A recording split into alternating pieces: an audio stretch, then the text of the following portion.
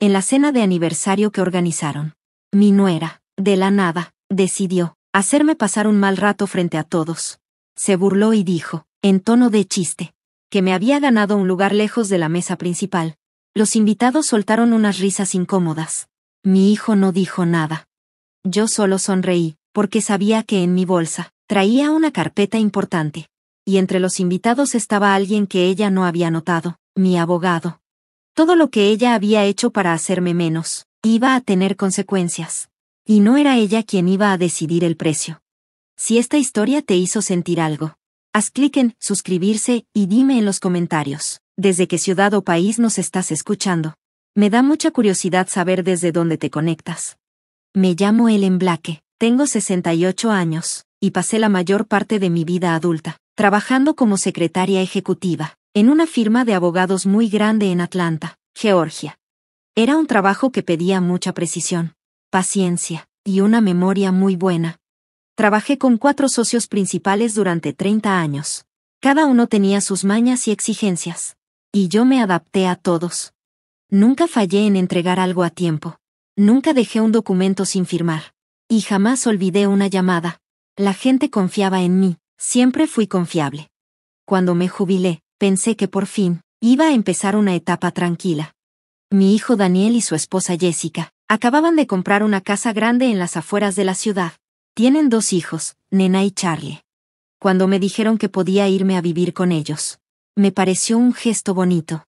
Una forma de estar más cerca y sentirme parte de la familia, porque ellos ya eran todo para mí. Mi esposo había fallecido hacía 10 años, fuera de unos cuantos amigos de la iglesia. Mi círculo era muy pequeño. La idea de mudarme con ellos me pareció una bendición. Me dieron un cuarto en la planta baja. Estaba bien arreglado, con paredes beige, una ventana grande y un escritorio sencillo. Al principio, yo estaba muy agradecida de ser parte de su vida diaria. Cocinaba las cenas, ayudaba con los niños, doblaba la ropa y me ofrecía sin que me lo pidieran. Jessica varias veces me dijo que era su salvavidas. Daniel me abrazaba fuerte por las mañanas, antes de irse al trabajo. Los niños se subían a mi regazo sin pensarlo. Yo sentía que no necesitaba más, o al menos eso creía. Con el tiempo, el ritmo de la casa cambió. O tal vez siempre fue así. Yo apenas me di cuenta cuando empezaron a dejarme fuera. Jessica era muy organizada y siempre andaba ocupada. Trabajaba medio tiempo como diseñadora, y se sentía orgullosa de tener la casa bien controlada. Todo estaba cronometrado, puras botanas orgánicas, horario para pantallas, y una decoración bien minimalista. Mis guisados ya le parecían muy pesados. Mi forma de doblar las toallas ya no le gustaba. Nunca me lo dijo feo, pero sus comentarios y correcciones se sentían como una cuerda suave que poco a poco me apretaba. Mi lugar en la mesa del comedor se fue haciendo cada vez más lejos del centro, como si poco a poco me fueran empujando a un rincón. Cuando venían visitas, Jessica me presentaba de forma muy casual. Ella es la mamá de Daniel. Ellen se queda con nosotros. No decía que vivía ahí, ni que ayudaba, solo se queda, como si fuera una visita que no tenía raíces ni historia en esa casa. Fue entonces cuando empecé a notar cómo manejaban mi presencia. Jessica solía reorganizar la despensa después de que yo ya la había acomodado. También volvía a hacer los almuerzos de los niños después de que yo los preparaba. Me sonreía con los labios apretados y decía, así es más fácil. Yo entendía perfectamente esa frase. La había escuchado muchas veces en las oficinas donde trabajé, llenas de hombres que no querían que los contradijeran. Era una manera educada de decir, hazte a un lado. Así que dejé de insistir. Dejé de cocinar a menos que me lo pidieran, y en la cena solo hablaba cuando me dirigían la palabra directamente. Empecé a llevarme mi té al cuarto en vez de quedarme en la cocina. Mi mundo se redujo a los rincones que me dejaban usar. Me repetía que era algo temporal, que Jessica estaba estresada, que quizá yo estaba exagerando, pero la verdad se fue haciendo clara, como ese polvo que se acumula lento pero firme, pesada, silenciosa, imposible de ignorar.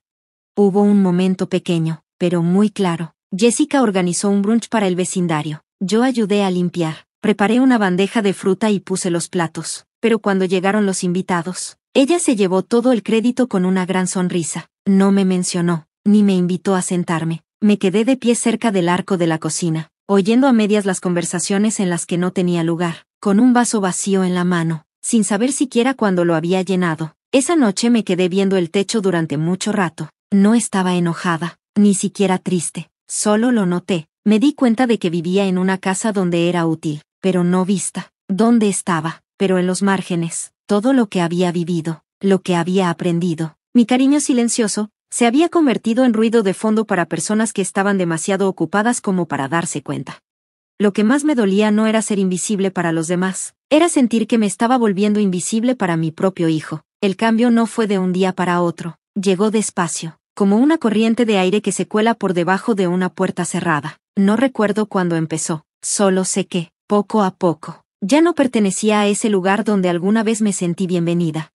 Primero, fueron los cambios en la rutina. Jessica comenzó a levantarse más temprano que yo para preparar el almuerzo de los niños. Eso era algo que yo hacía siempre desde que me mudé con ellos. Cuando llegaba a la cocina, ya estaba todo hecho y listo junto a la puerta. Al principio le di las gracias, pensando que solo había tenido una mañana productiva, pero empezó a hacerlo todos los días, hasta que dejó de sentirse como un gesto bonito y se volvió una forma de dejarme fuera.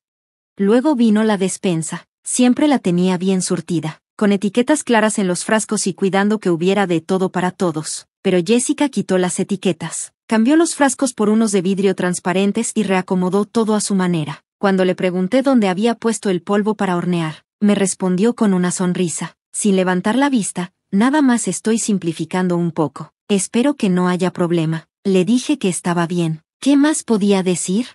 ¿Qué más podía decir? Al final, era su casa, su cocina y sus reglas.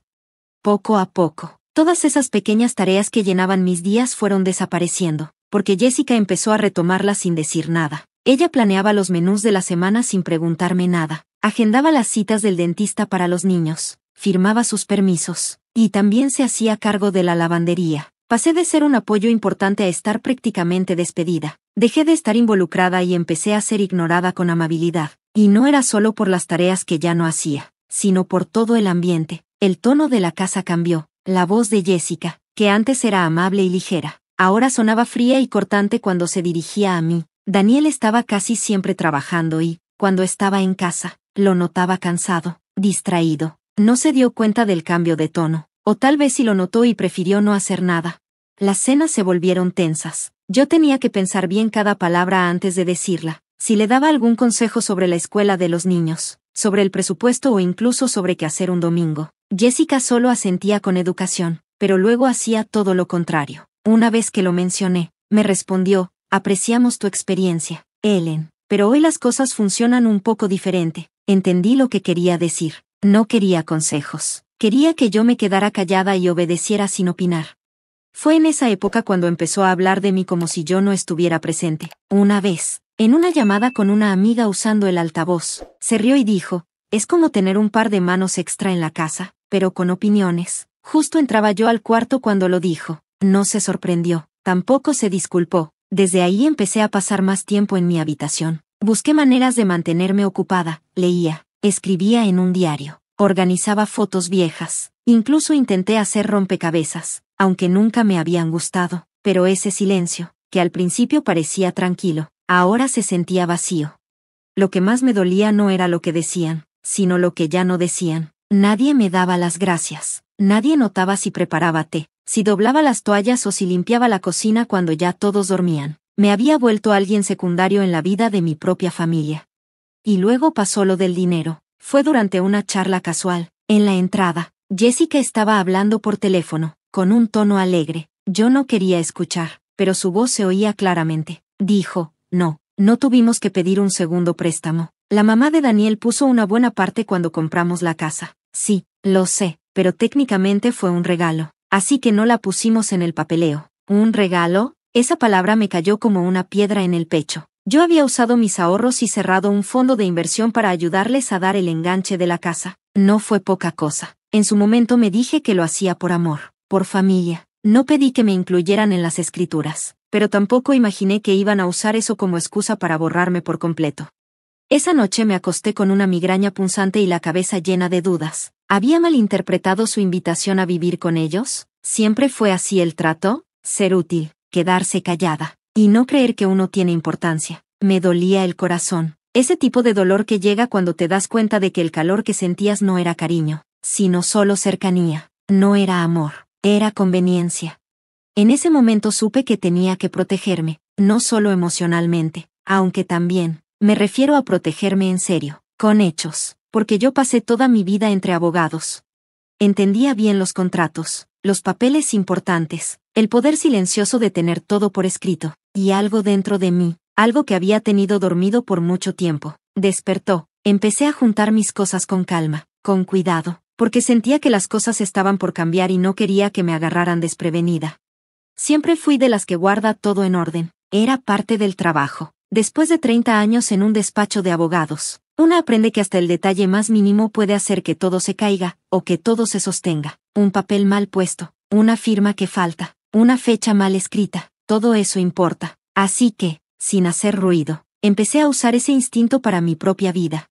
Todo comenzó con los papeles. Saqué una carpeta de mi maleta, esa que traje cuando me mudé con Daniel y Jessica. Adentro tenía recibos, comprobantes de transferencias, y una impresión de correos entre Daniel y yo donde hablábamos de la ayuda económica que iba a dar para comprar la casa. No había frases dramáticas, pero ahí estaban los hechos, claro y directo. Ese dinero no fue un regalo, se lo mandé para asegurarles un futuro, no para desaparecer yo en él. Hice copias. Guardé un juego en el fondo de mi canasta de estambre, bien envuelto en un sobremanila bajo unas bolas de hilo que nunca usé. El otro me lo mandé por correo, sin abrir y con la fecha. Un abogado con el que trabajé me enseñó ese truco: mándate los papeles a ti misma, no los abras. Es como el derecho de autor de los pobres, pero suficiente para hacer pensar a cualquiera. Encontré el contrato original de la casa en el cajón del escritorio de Daniel. No lo agarré ni le tomé foto, pero lo leí. Mi nombre no aparecía, ni en los detalles chiquitos. Esa noche me quedé despierta, con la lámpara encendida, viendo cómo las sombras bailaban en las paredes. Pensé en todas las cosas que había hecho en mi vida sin pedir nada a cambio. En todas las veces que me dije que ser generosa era no esperar un gracias, que amar era dar sin contar. Pero hay una gran diferencia entre dar por amor y ser borrada como si nunca hubieras estado. No quería pleitos. No quería arruinar lo poco que me quedaba con mi hijo y mis nietos, pero también supe que ya no podía seguir siendo una figura de fondo en mi propia vida, esperando a que alguien me diera permiso de existir. Así que llamé a John. John Whitmore fue socio joven del despacho donde trabajaba, allá por los 80. Era listo, constante y amable, algo raro en los abogados. Comimos juntos muchas veces, nos mandamos tarjetas navideñas por décadas, incluso una vez bailamos en una fiesta de jubilación. Hacía años que no hablábamos, pero todavía tenía su número. Contestó al segundo timbrazo. Cuando le dije quién era, se rió con cariño y me preguntó cuántas demandas llevaba desde que me jubilé. Le dije que ninguna, todavía.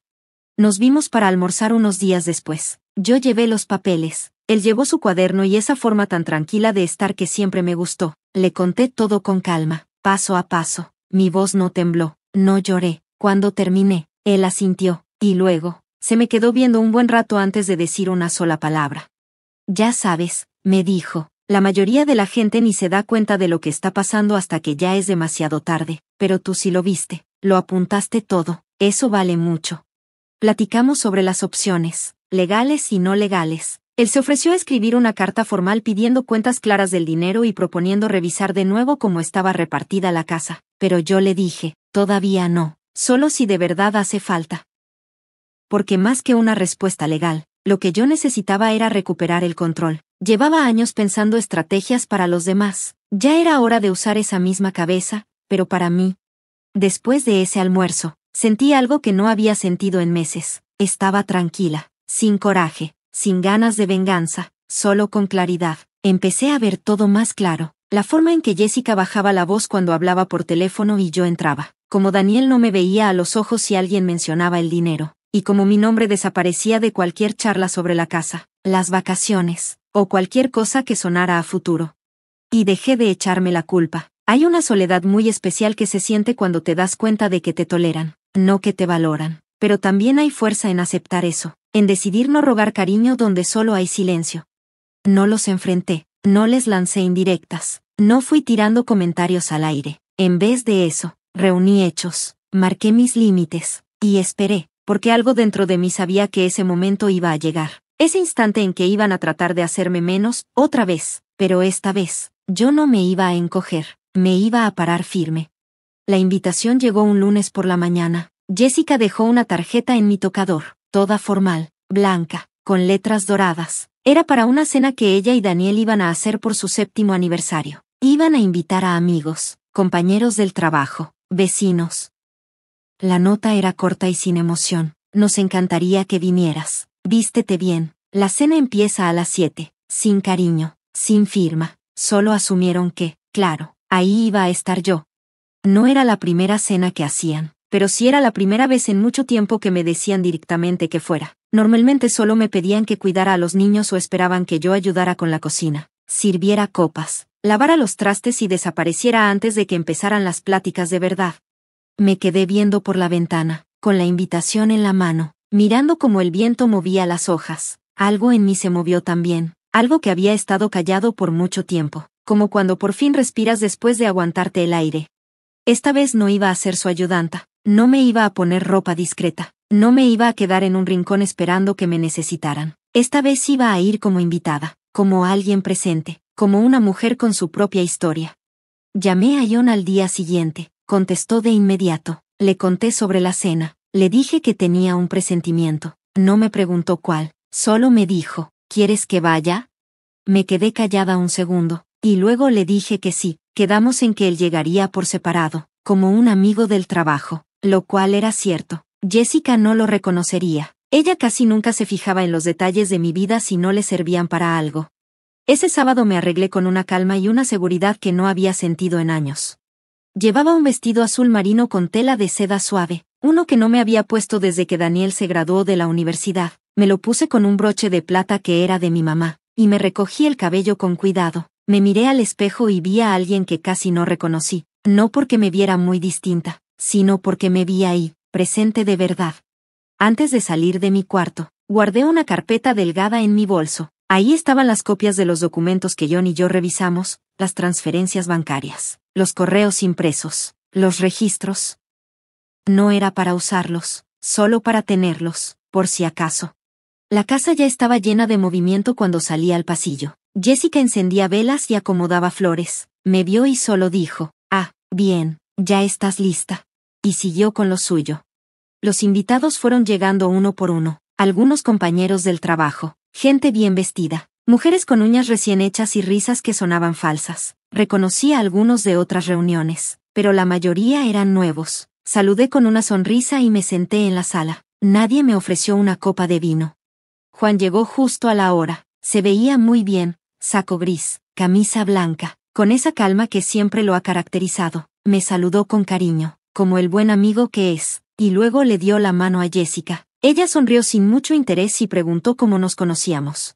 Le dije, trabajamos juntos hace años. Ella solo asintió y se fue a otra parte. La cena empezó a tiempo. Jessica y Daniel se sentaron en la cabecera. A mí me tocó casi al final de la mesa, junto a una señora que no dejaba de hablar de cómo estaba remodelando su casa. Yo solo escuchaba, asentía de vez en cuando. La noche siguió con vino y pláticas superficiales. Se reían con esas risas forzadas que uno ya conoce. Jessica estaba en su papel, controlando todo y mostrándose encantadora. Daniel, como siempre, la seguía. Y entonces, entre el postre y las galletitas, Jessica se levantó y tocó su copa para llamar la atención. Dio un pequeño discurso, agradeciendo a todos por venir, por apoyarlos, por celebrar su éxito. Habló del amor, del trabajo en equipo, de cómo habían crecido juntos. Y de repente, como si se acordara de algo gracioso, volteó hacia mí con una sonrisa que no era real, y dijo, y claro, también estamos agradecidos de tener con nosotros a la mamá de Daniel. Ellen siempre ha sido una mujer discreta, alguien que sabe quedarse en segundo plano, lo cual, la verdad, ya casi no se ve hoy en día. Hubo unas risitas incómodas en la mesa. Daniel ni siquiera levantó la mirada. Yo no dije nada, solo metí la mano en mi bolsa, saqué la carpeta y la puse frente a mí, con mucho cuidado, sobre la mesa. Jessica siguió hablando, pero ya no escuché lo que decía. Las palabras me sonaban lejanas. Juan me miró y me dio una pequeña señal con la cabeza, como diciendo, aquí estamos. No abrí la carpeta. No la necesité, solo con estar ahí, ya era suficiente. Esperé a que Jessica terminara su discurso, esperé a que dejaran de chocar las copas. Entonces me levanté, no grité ni insulté a nadie. Solo di las gracias a todos por venir y dije que, a veces, Lo más poderoso que una mujer puede hacer es dejar de aceptarla como invisible. No expliqué nada, ni señalé a nadie, pero Jessica vio la carpeta y vio a John. De repente, la atmósfera cambió, no con ruido, pero sí de verdad. Me quedé parada un rato más de lo necesario, no para hacer alarde ni controlar la situación, sino para recuperar algo que me habían ido quitando con los años, mi presencia, esa presencia que no se puede ignorar, ni hacer a un lado ni borrar. La sonrisa de Jessica cambió, se tensó su cara, intentó reírse un poco y levantó su copa para aliviar la tensión que ella misma creó, pero el aire ya estaba diferente. Se podía sentir en el silencio, ese silencio que zumbaba bajo la superficie entre risas fingidas y reglas de etiqueta. Me senté despacio, la carpeta quedó ahí, sin abrir, junto a mi plato.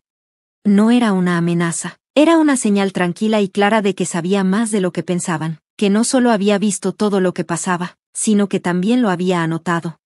Jessica se inclinó hacia mí, en voz baja pero tensa, y me susurró algo sobre encontrar el momento correcto y no hacer un escándalo. Sus ojos buscaron a John, que seguía sentado, tranquilo y callado, bebiendo agua como si solo platicáramos del clima. No le respondí. Solo volteé a John y le pregunté si me ayudaría a salir a la cocina para tomar un poco de aire. Se paró sin dudar y me ofreció su brazo. Fue un gesto pequeño, pero en ese instante, mandó un mensaje claro a la habitación. Él no era solo un viejo amigo, era alguien importante, alguien que incomodaba porque rompía con las expectativas. Salimos al pasillo y respiré un poco de silencio. No era un descanso, era espacio para decidir qué haría después. Juan esperó en silencio, ese silencio paciente que no es frío sino amable. Por fin le dije que estaba lista, no para pelear, sino para aclarar las cosas. Volvimos justo cuando Jessica servía el café. Su tono era demasiado alegre y sus movimientos demasiado calculados. Había tomado control de nuevo, intentando arreglar el ambiente con pláticas casuales y halagos, pero el ambiente ya estaba roto. No levanté la voz cuando hablé, no busqué atención. Solo le agradecí otra vez a Jessica por la cena y le dije que había traído algunas cosas conmigo, documentos, para hablar con ella y Daniel en privado, pero que tal vez ahora era un buen momento. La sala quedó en silencio. Daniel miró hacia arriba por primera vez en mucho tiempo, con el ceño fruncido, confundido. Jessica se puso pálida. Metí la mano en la carpeta, saqué uno de los papeles, mi comprobante de transferencia bancaria, fechado y firmado, y lo puse suavemente sobre la mesa entre ellos. No hablé, no fue necesario. Entonces John tomó la palabra, con calma y respeto. Dijo su nombre completo y su trabajo. Me explicó que lo habían contratado para revisar el dinero que yo había puesto para comprar la casa, y para asegurarse de que todo estuviera bien contado por si en el futuro había que aclarar algo legalmente. Él tampoco levantó la voz, no acusó a nadie. Solo explicó los hechos despacio y claro. Jessica abrió la boca, pero no dijo nada. Daniel parecía como si se hubiera tragado algo muy feo.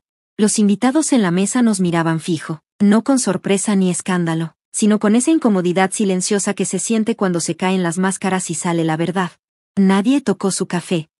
Jessica trató de reír y dijo que no hacía falta, que podíamos hablar de esto después, que éramos familia. Pero yo ya había escuchado esa palabra muchas veces usada para esconder cosas malas. Agradecí a todos por venir.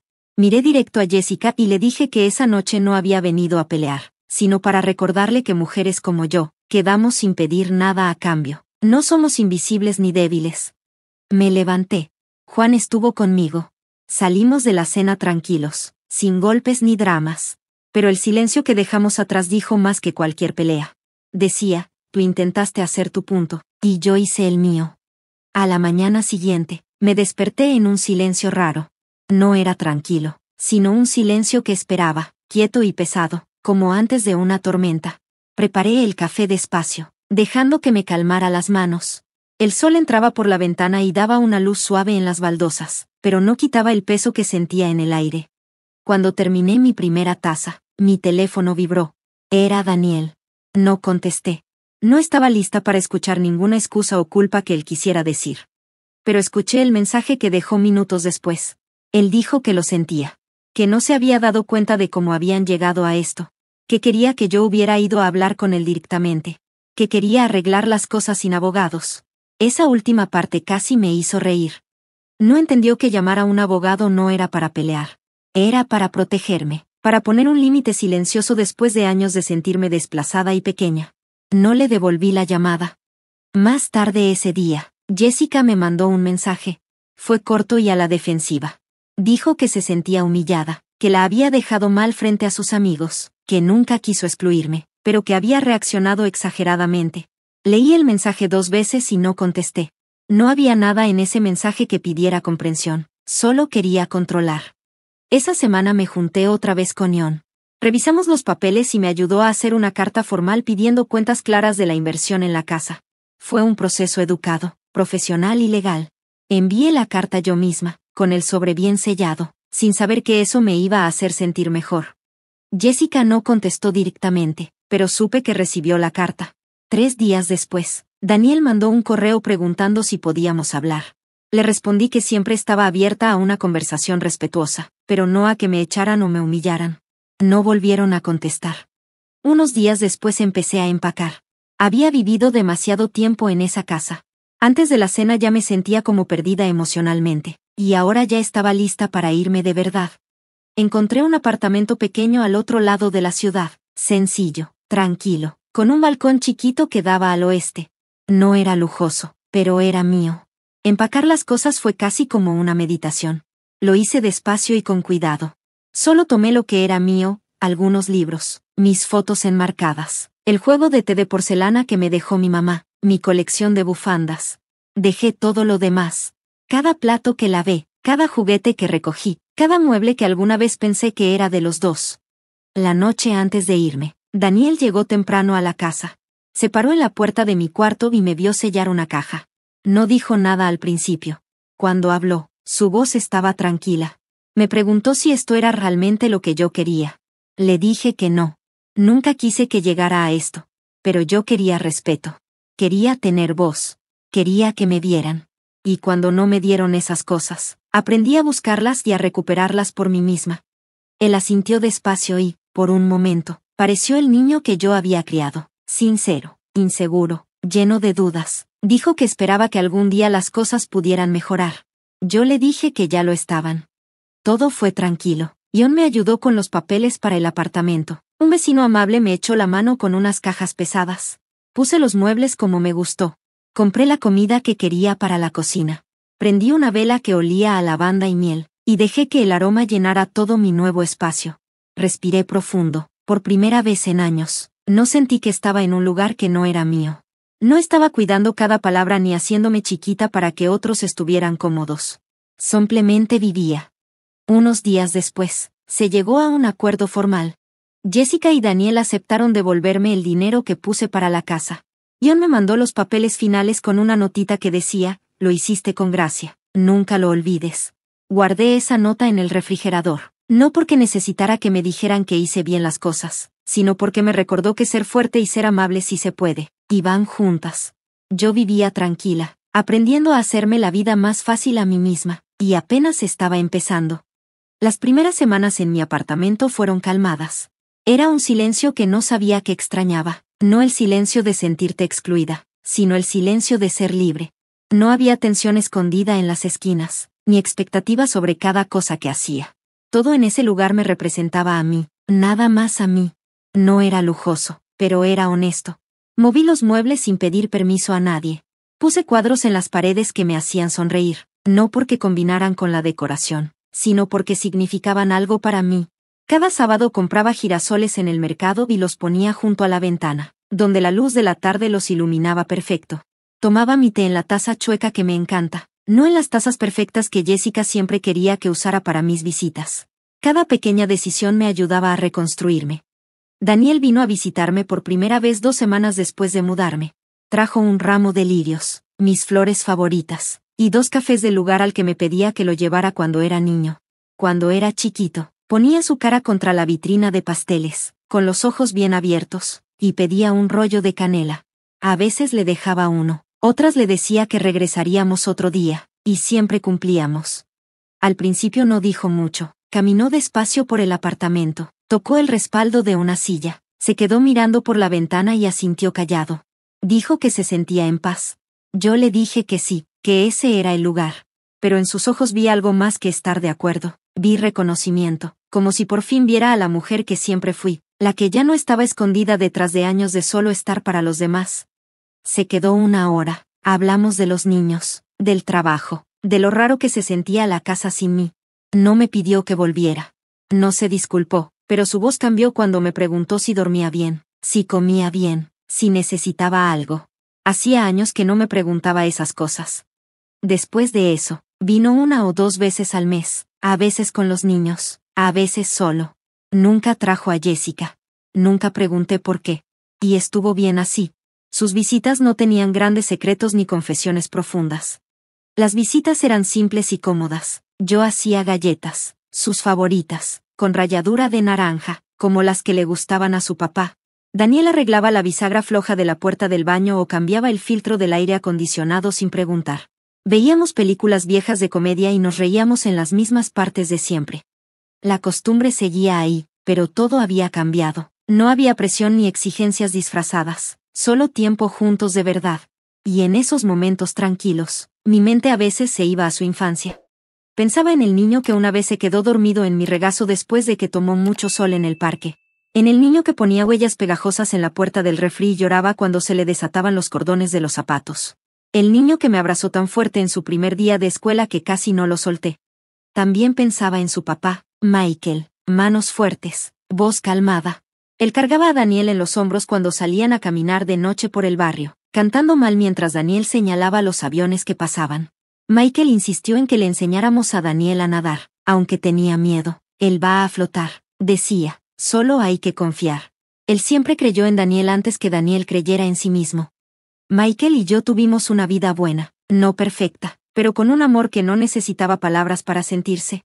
Era un amor que vivía en las pequeñas cosas, como cuando me servía el café antes de sentarme, o como apoyaba su mano en mi espalda en la cena, recordándome sin hablar, estoy aquí. Después que Michael murió, me concentré en Daniel, tenía miedo de perder más, así que me aferré fuerte, quizá demasiado. Quizá por eso tardó tanto en verme como alguien más que solo la mamá que siempre estuvo ahí. Pero lo que me sorprendió fue que empezó a notar más cosas. Comentaba los libros que dejaba abiertos junto al sillón, preguntaba por mi diario que estaba en la mesa, quería saber qué estaba escribiendo y cómo aprendía a hacer esa sopa.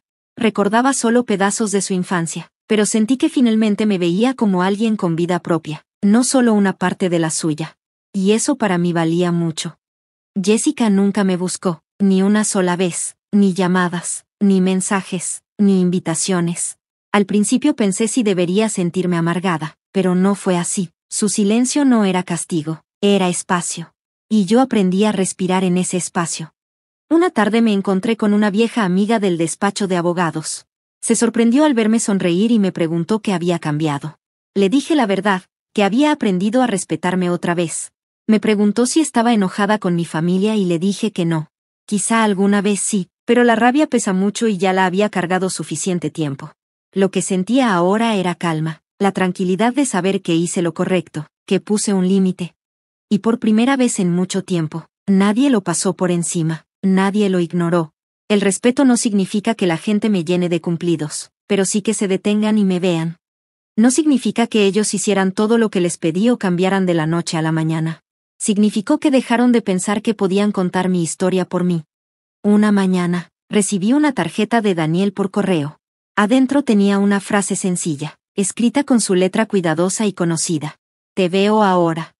Eso fue todo, sin firma, sin adornos. Pero guardé esa tarjeta mucho tiempo, porque esa frase, tan simple, valía más que cualquier disculpa que él pudiera dar. Él me veía, no solo como su mamá, ni solo como alguien que daba mucho, sino como alguien que todavía tenía mucho por vivir y ofrecer, a su manera. Mientras fui creciendo, entendí algo que nunca me había atrevido a decir cuando era más joven, esa paz tuvo un precio. Lo mismo pasa con el respeto propio.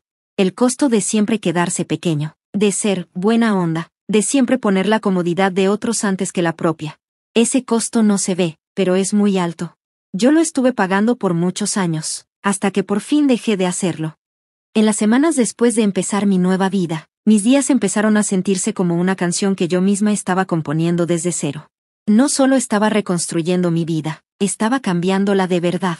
Por primera vez en mi vida, no me adaptaba a los horarios, estados de ánimo o necesidades de otra persona.